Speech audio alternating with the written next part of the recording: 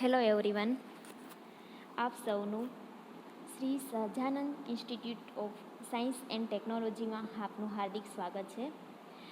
આપણે આજે અહીંયા કે તમારા જે બીએસસીના એક સબ્જેક્ટ તરીકે એટલે કે જે ઝૂલોજી વિષય છે કે જેને આપણે પ્રાણીશાસ્ત્ર તરીકે પણ ઓળખીએ છીએ, બરાબર. કે તમે જોયું કે 11-12 સુધી 12 સાયન્સ સુધી તમે શું ભણીને તો કે બાયોલોજી, કેમેસ્ટ્રી અને ફિઝિક્સ, બરાબર, ત્યાં સુધી ભણીને આવ્યા છો. તો એમાં જે બાયોલોજી વિષય છે આપણો, બરાબર, બાયોલોજીના અહીંયા આપણે મુખ્ય 3 પાર્ટ્સ પાડે છે, બરાબર. તો કે કઈ રીતે તો કે 3 પાર્ટ્સમાં જે છે એક જે છે એ કેમેસ્ટ્રી વિષય બોટની, ઝૂલોજી અને માઇક્રોબાયોલોજી, બરાબર. એમાંનો તમે જે સિલેક્ટ કર્યો છે આપણે ઝૂલોજી ભણવાનું છે. ઝૂલોજી એટલે કે પ્રાણીશાસ્ત્ર, બરાબર. તો કે જે પ્રાણીશાસ્ત્રનો વિષય તરીકે તમે સિલેક્ટ કર્યો છે આપણે ફર્સ્ટ યરમાં, કે જે તમે ફર્સ્ટ યરમાં ભણશો, કોઈ બી 3 સબ્જેક્ટ ભણો છો, બરાબર. એમાંથી તમે એસવાયમાં આવશો એટલે શું કરશો તો કે એસવાયમાં 2-3માંથી કોઈ બી એક સબ્જેક્ટ તમે મેઇન તરીકે સિલેક્ટ કરશો, બરાબર, કે તમારો મુખ્ય વિષય તરીકે પસંદ કરશો તમે. અને એક વિષય એવો હશે કે તમારો ગૌણ તરીકે, કે જે માત્ર તમારે એસવાય પૂરતી જ ભણવાનું છે. અને જે મુખ્ય વિષય તમારો જે મેઇન સબ્જેક્ટ જે છે એ તમારો ટીવાય સુધી તમારી કન્ફર્મ, એટલે કે તમારું જે બેચલર ડિગ્રી જે છે, બરાબર, એ તમારી ત્યાં મેઇન વિષયમાં ગણાય છે, બરાબર, કે તમે જે મેઇન સબ્જેક્ટ રાખ્યો હોય છે તે. એમાં તો આપણે આજે વાત કરીએ તો કે જે ઝૂલોજી તરીકે વિષય છે, બરાબર. તો કે પહેલા વસ્તુ કે ઝૂલોજીમાં આવે શું, બરાબર. તો કે પહેલાં હું તમે વાત કરી દઉં તો કે આપણે અહીંયા પ્રાણીશાસ્ત્ર એટલે કે પ્રાણીઓ શાસ્ત્રમાં જે છે એની મોર્ફોલોજીકલ આવે, એમાં ઘણા બધા અલગ અલગ પાર્ટ્સ પડતા હોય છે, બરાબર, કે કયા કયા વિષય મતલબમાં કે સબ્જેક્ટ પ્રમાણે જેટલા ઘણા બધા વિષય તમારે ભણવાના થાય. એમાં આપણે અત્યારે માત્ર વાત કરીએ છીએ કે તમારા સેમેસ્ટર 1ની, બરાબર. પહેલાં વાત કરીએ આપણે તમારું તો કે જે સેમેસ્ટર 1 જે છે, બરાબર, કે જે ઝૂલોજી એની વાત કરીએ તો કે સેમેસ્ટર 1માં તમારે એક પેપર આવે છે ઝૂલોજીનો, કે જે થિયરીનો એક પેપર, બરાબર, કે તમારે જે લખવાનો હોય છે 70 માર્ક્સનો પેપર એ. અને એક પેપર આવશે તમારો જે છે એ પ્રેક્ટિકલની એક્ઝામ, બરાબર, કે તમે 11-12માં કરીને આવ્યા છો કે બાયોલોજીના જે પ્રેક્ટિકલ જે છે કે તમે જે લોકો લેબમાં જે પરફોર્મ કરતા હતા એ રીતે, તો અહીંયા પણ તમારે પ્રેક્ટિકલ પરફોર્મ કરવાના આવતા હોય કે જે કંઈ બી હશે વોટેવર, તમે જ્યારે લેબમાં આવો ત્યારે તમને એની ઇન્સ્ટ્રક્શન મળશે. પરંતુ અત્યારે આપણે વાત છે થિયરી ક્વેશ્ચનની. તો તમારો જે આપણો મેઇન પહેલાં એક વિષય એક પેપર આવે છે, બરાબર, કે જે ઝૂલોજીનો એક પેપર, એટલે કે તો કે તમારા પેપર તો 100 માર્ક્સનો જ હોય છે, પરંતુ જે યુનિવર્સિટી જે લેવલે યુનિવર્સિટી જે મતલબમાં પેપર લે છે કેટલા માર્ક્સનો તો કે જે છે એ 70 માર્ક્સનો પેપર, બરાબર. એમાં છે એ 1 થિયરી પેપર કે જે 70 માર્ક્સનો, બરાબર. અને જે બાકીના 30 માર્ક છે તમારા ઇન્ટરનલ હશે. આમ કરીને તમારે 70 + 30 કરીને 100 માર્ક થાય છે, બરાબર. આપણે અહીંયા ભણવાના છે સેમેસ્ટરમાં, બરાબર. એટલે તમારે કયું ગણાય અત્યારે તો કે સેમેસ્ટર 1 પહેલું સેમેસ્ટર છે, બરાબર. એમાં પેપર તમારો 70 માર્ક્સનો થિયરી લખવાનો અને 30 માર્ક જે છે શેના તો કે ઇન્ટરનલના. આ રીતે તમારો 100 માર્ક્સનો પેપર થાય, બરાબર. પછી વાત તો કે પ્રેક્ટિકલ જે છે, બરાબર, પ્રેક્ટિકલનો પેપર જે છે એ કેટલા માર્કનો તો કે 50 માર્ક્સનો પ્રેક્ટિકલ હશે અને 3 કલાકનો સમયગાળો, બરાબર. એ પણ ક્યાં તો કે યુનિવર્સિટી તે આપણે મતલબમાં લે છે અને એ કન્ડક્ટ કરે છે, બરાબર. એ રીતના હશે પેપર. તો હવે વાત રહી તો કે જે 70 માર્ક્સનો જે પેપર જે છે, બરાબર, એમાં તો કે આપણે અલગ અલગ યુનિટ વાઇઝ આપણે ભણશું, બરાબર, કે તમારા ટોટલ પેપરમાં 4 યુનિટ ભણવાના છે. 4 યુનિટમાંથી અલગ અલગ જે છે ક્વેશ્ચન્સ આવે છે. તો કે અહીંયા જે તો કે પહેલો પેપર જે છે, બરાબર, એનો સબ્જેક્ટ હોય અને પેપરનું નામ એના 70 + 30 માર્ક્સના ઇન્ટરનલના, બરાબર છે. હવે તો કે ઇન્ટરનલ તમારે પાસ માર્ક કેટલા થવાના તો કે 70 માર્ક્સમાંથી તમે 28 માર્ક લાવો, બરાબર, 70માંથી 28 માર્ક્સ લાવો ત્યારે તમે પાસ થાઓ. સેમ એજ કે જે 30 માર્ક તમારા ઇન્ટરનલના છે એમાં પણ ફરજિયાત તમારે 12 માર્ક એટલે કે 12 માર્ક્સ લાવવા ફરજિયાત છે. એટલે 28 + 12 કરીને 40 માર્ક થાય, એટલે કે 40 માર્ક્સ થાય ત્યારે તમે પાસ ગણાવ છો, બરાબર. અધરવાઇઝ તમે કેમ કે ફેલ, કે આપણે જેને કેટી કહીએ કે કેટી આવી એમ, અધરવાઇઝ તમે ફેલ ગણાવો. મિનિમમ તમારે પાસ થવા માટે 70માંથી 28 માર્ક્સ લાવવા જરૂરી છે, બરાબર છે. આ સમજ પડી બધાને. તો મેઇન વસ્તુ આ 70 માર્ક્સનો પેપર, બરાબર, એમાંથી જે છે એ 30 માર્ક ઇન્ટરનલ અને 70 માર્ક તમારા થિયરીના અને સેમ એજ પ્રેક્ટિકલના 50 માર્ક્સ હશે, બરાબર. આ રીતનો તમારો પહેલો પેપર છે. એમાં પણ પહેલાં વાત કરી લઈએ આપણે કે જે 30 માર્ક ઇન્ટરનલના છે, એમાં તમારી એટેન્ડન્સ આવી જાય, એમાં તમારું જે છે એ સબમિશન આવી જાય, પછી તમારી જે શું કહેવાય આપણે તમે જે એસાઇનમેન્ટ આપો છો એસાઇનમેન્ટ આવી જાય, અને એક તમારી ઇન્ટરનલ ટેસ્ટ લેવામાં આવશે. ઇન્ટરનલ ટેસ્ટ તમારી કોલેજમાં જ આપવાની રહેશે, બરાબર. એના જે માર્ક્સ આ રીતે તમારા 30 માર્ક્સ બનતા હોય છે. તો પહેલાં વાત કરીએ આપણે તો કે 70 માર્ક્સની, તો કે પેપરમાં શું છે, બરાબર. આપણો એક પેપર છે, મારે કયું આપણે શું ભણવાનું છે, બરાબર. તો પહેલાં પેપરમાં જે છે એ પેપર નંબર કયો ગણાય તો કે 103. આ આપણો પેપર કોડ છે, બરાબર. પેપર નંબર આવે તો આપણે ફરજિયાત કયો લખવાનો આવે તો કે 103, પહેલો પેપર સેમેસ્ટર 1નો, બરાબર. તો કે હવે એમાં જે છે પેપર નંબર જે છે આપણો 103, એમાં જે છે તો કે આપણે કઈ ભણવાના કે ને કે પેપરનું ટાઇટલ.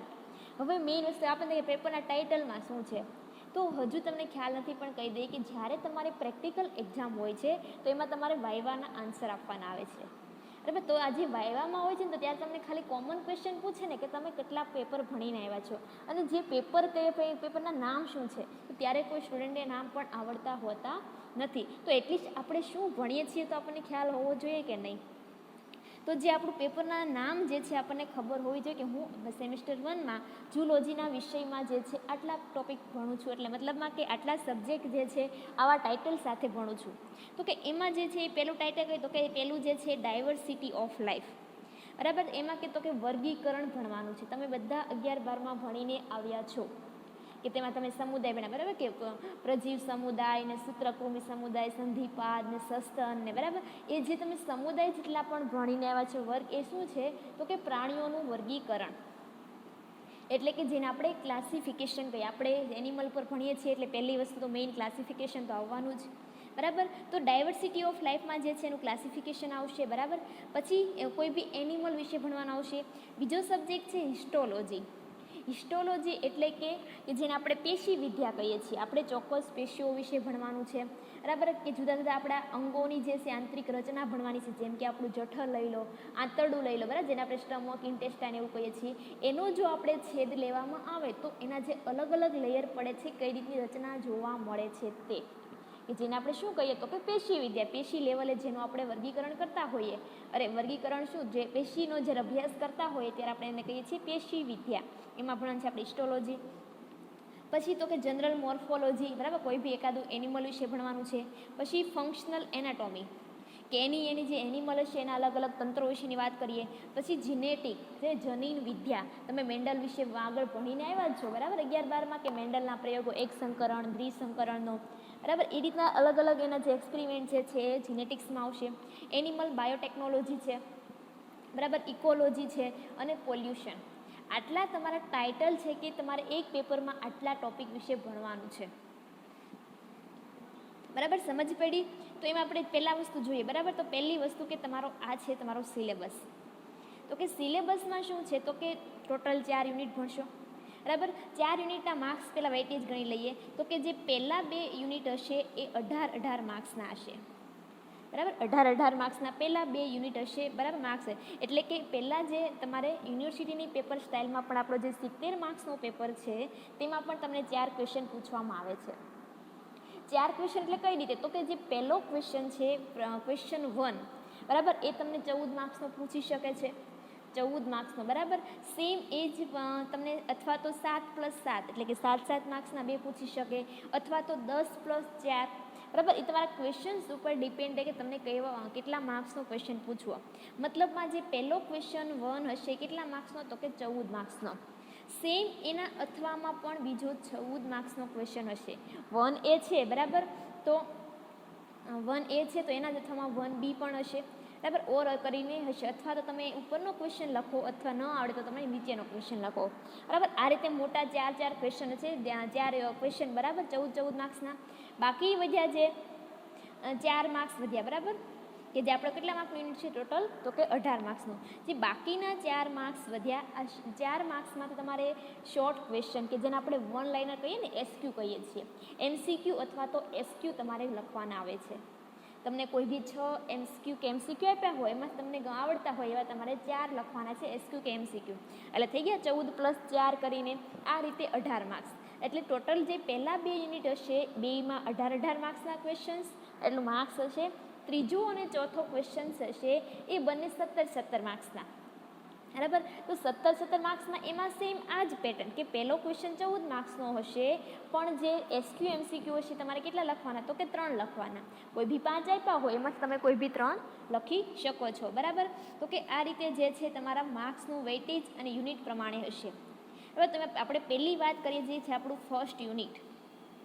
હવે એની વાત કરીએ તો કે ડાયવર્સિટી ઓફ લાઈફ. એમાં આપણે ભણવાનું છે ક્લાસિફિકેશન.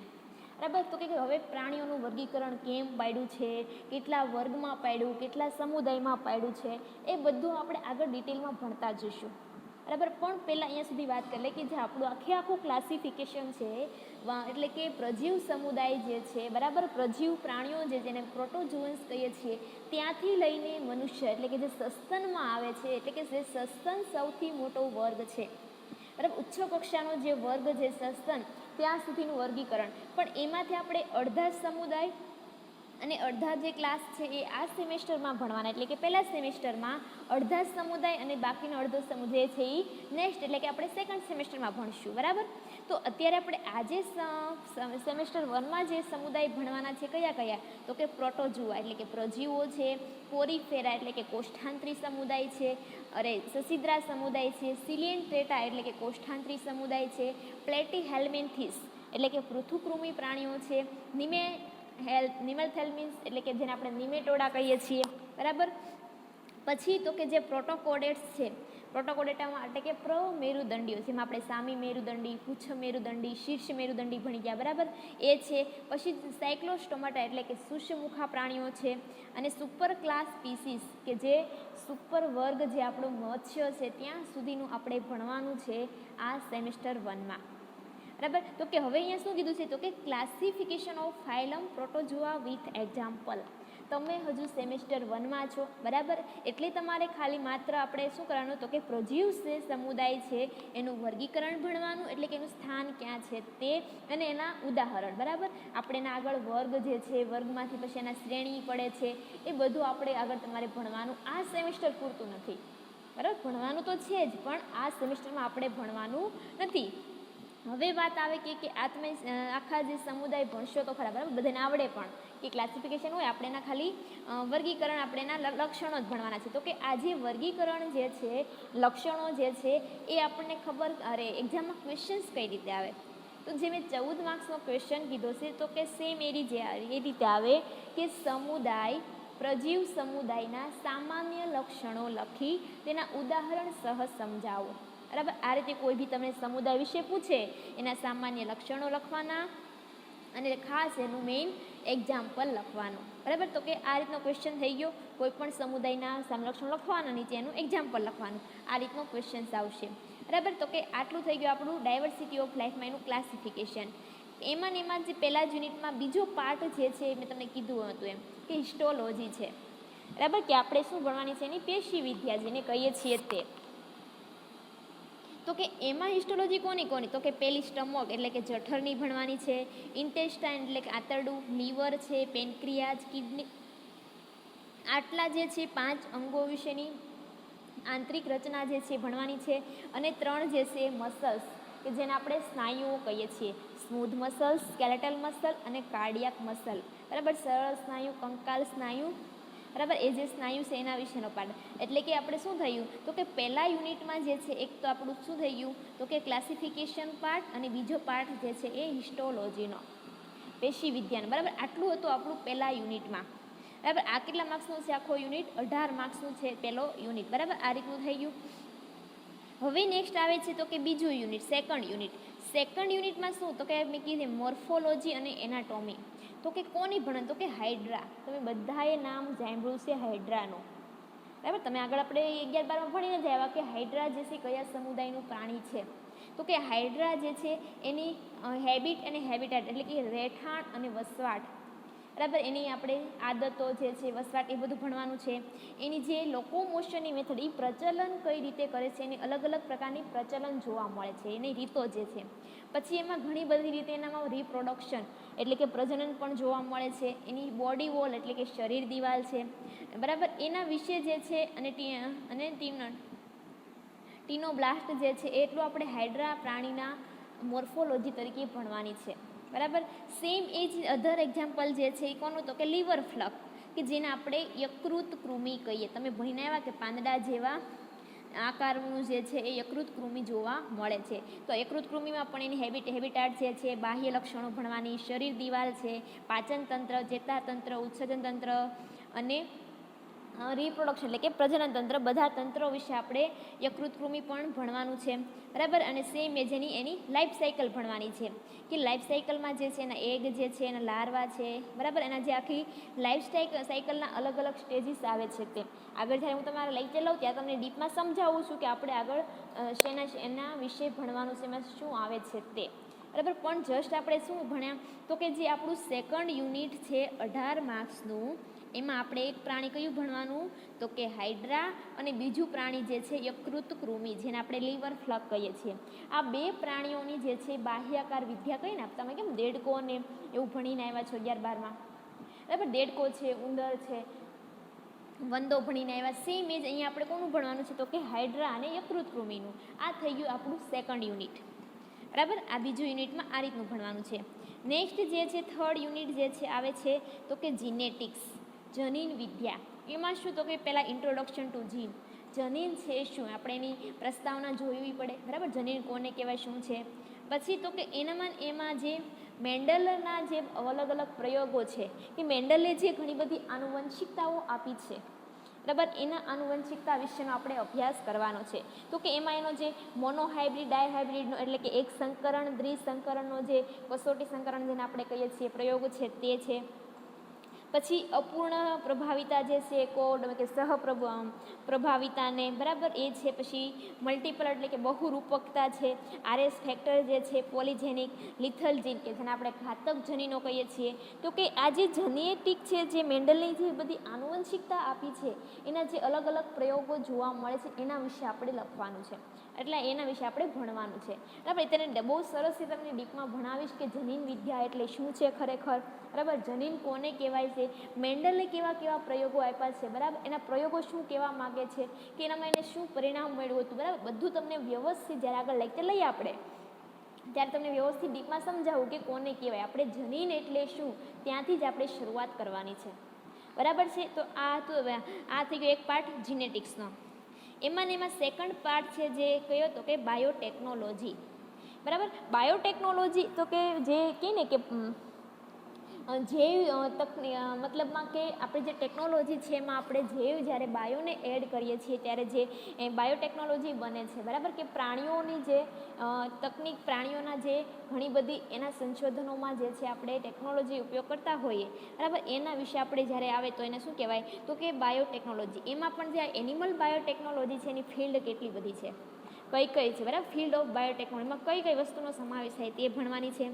પછી તો કે આપણને ખબર છે કે આપણે લેબમાં જે છે વર્ક કરવાના છીએ, તો કોઈ પણ વર્ક જે લેબમાં વર્ક થાય છે, તો કે આની માટે એને કયા કયા ઇન્સ્ટ્રુમેન્ટ જરૂરી પડે છે, બરાબર, લેબમાં માટે. પણ એમાં આપણે પ્રોપર કોનું, તો કે આપણે ભણવાનું છે, તો કે જે ટિશ્યુ કલ્ચર થાય, પેશી સંવર્ધન. તો ટિશ્યુ કલ્ચર માટે થઈને જરૂરી પડતા મતલબમાં કે આપણે લેબમાં શું જોઈશે, આપણે ટિશ્યુ કલ્ચર કરવું હોય, પેશી સંવર્ધન લેબમાં આપણે કરવું હોય ત્યારે આપણને કયા કયા સાધનોની જરૂર પડે છે તે. પછી એમાં આવી ગયું, બરાબર, ગ્લાસવેર, ઓટોક્લેવ છે, પીએચ મીટર છે, બરાબર. તમે પીએચ મીટર વિશે તમે આગળ ભણીને આવ્યા છો થોડું ઘણું, એના વિશે પણ આપણે અહીંયા ડીપમાં ભણવાનું છે, આપણે દરેક ઇન્સ્ટ્રુમેન્ટ વિશે.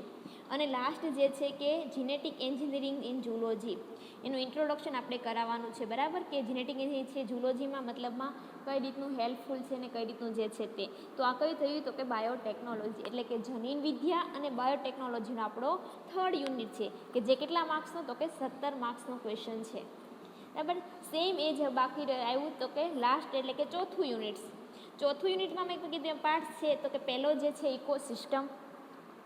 ઇકોસિસ્ટમ એટલે કે આપણે જોઈએ તો કે આપણી આજુબાજુનું જે પણ કાંઈ જોવા મળે છે તે નિવસન તંત્ર, બરાબર. તો કે અલગ અલગ પ્રકારની, તો કે આપણને ખબર, કાં તો જો આપણે કહીએ કે ક્યાંય તળાવ હોય છે, દરિયો હોય તો આપણે દરિયાઈ નિવસન તંત્ર કહીએ, જમીન છે તો જમીન પરનું નિવસન તંત્ર થઈ ગયું, રણ હશે તો રણનું નિવસન તંત્ર થઈ ગયું, જંગલ હોય તો જંગલનું નિવસન તંત્ર થઈ ગયું, બરાબર.